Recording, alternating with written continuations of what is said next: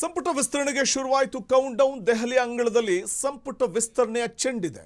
ಹಾಗಾಗಿ ದೆಹಲಿಯ ವರಿಷ್ಠರು ಸಂಪುಟ ವಿಸ್ತರಣೆ ಅಂತ ಬಂದಾಗ ಗ್ರೀನ್ ಸಿಗ್ನಲ್ ಇವತ್ತೇನಾದರೂ ಕೊಡಬಹುದಾ ಅಥವಾ ಗ್ರೀನ್ ಸಿಗ್ನಲ್ ಯಾವಾಗ ಸಿಗಬಹುದು, ಈ ಕುತೂಹಲ ಇದೆ. ಈಗಾಗಲೇ ಮುಖ್ಯಮಂತ್ರಿ ಡಿ.ಕೆ. ಶಿವಕುಮಾರ್, ಮಾಜಿ ಮುಖ್ಯಮಂತ್ರಿ ಸಿದ್ದರಾಮಯ್ಯ ಮತ್ತು ಕೆಪಿಸಿಸಿ ಅಧ್ಯಕ್ಷ ಹರಿಪ್ರಸಾದ್ ಅವರು ದೆಹಲಿಗೆ ತೆರಳಿದ್ದಾರೆ. ಬಹುಶಃ ಜುಲೈ 20ಕ್ಕೆ ಸಂಪುಟ ಎರಡನೇ ಹಂತದ ವಿಸ್ತರಣೆ ಫೈನಲ್ ಆಗುತ್ತಾ ಅನ್ನುವಂಥ ಕುತೂಹಲ ಇದೆ. ಸೊ ಎಸಿಸಿ ಅಧ್ಯಕ್ಷ ಖರ್ಗೆ ನಿವಾಸದಲ್ಲೂ ಕೂಡ ಸಭೆಯನ್ನು ನಡೆಸಲಾಗುತ್ತೆ. ದೆಹಲಿ ಅಂಗಳದಲ್ಲಿ ಸಂಪುಟ ವಿಸ್ತರಣೆಯ ಚೆಂಡಿದ್ದು ಡಿ.ಕೆ.ಶಿ, ಸಿದ್ದರಾಮಯ್ಯ, ಹರಿಪ್ರಸಾದ್ ಜೊತೆ ಚರ್ಚೆಯನ್ನು ಮಾಡಲಿದ್ದಾರೆ ಖರ್ಗೆ ಅವರು ಕೂಡ. ಇನ್ನು ನೂತನ ಸಚಿವರ ಪಟ್ಟಿಗೆ ಇವತ್ತೇ ಅಂತಿಮ ಮುದ್ರೆ ಬೀಳುತ್ತಾ ಅನ್ನುವಂಥದ್ದನ್ನು ಕಾದು ನೋಡಬೇಕು. ದೆಹಲಿಯಲ್ಲಿ ಇಡೀ ದಿನ ಹೈ ವೋಲ್ಟೇಜ್ ಸಭೆ ನಡೆಯುತ್ತೆ.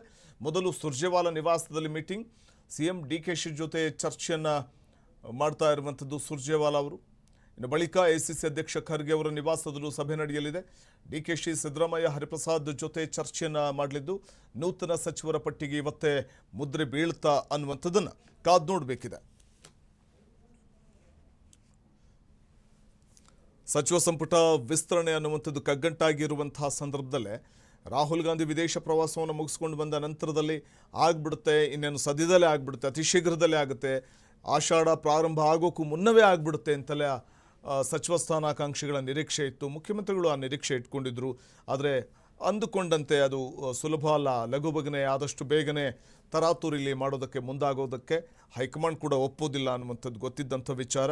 ಅಂತಿಮವಾಗಿ ಹೈಕಮಾಂಡ್ ನಾಯಕರನ್ನು ಭೇಟಿಯಾಗಲಿಕ್ಕೆ ಸಿಎಂ ಹಾಗೂ ಮಾಜಿ ಸಿಎಂ ಮತ್ತು ಹರಿಪ್ರಸಾದ್ ದೆಹಲಿಗೆ ತೆರಳಿದ್ದಾರೆ. ಕಾದು ನೋಡಬೇಕಿದೆ ಇವತ್ತೇನಾದರೂ ಆ ಪಟ್ಟಿ ಇವತ್ತೇ ಫೈನಲ್ ಆಗುತ್ತಾ ಅನ್ನುವಂಥದ್ದನ್ನು.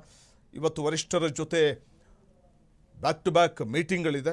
ಸಚಿವರ ಆಯ್ಕೆ ಕಸರತ್ತು ನಡೀತಾ ಇದ್ದು 25ರೊಳಗೆ ಹೊಸ ಸಚಿವರು ಪ್ರಮಾಣ ವಚನ ಸ್ವೀಕಾರ ಮಾಡುವ ಸಾಧ್ಯತೆಗಳು ಇದೆ ಅಂತಲೇ ಹೇಳಲಾಗ್ತಿದೆ.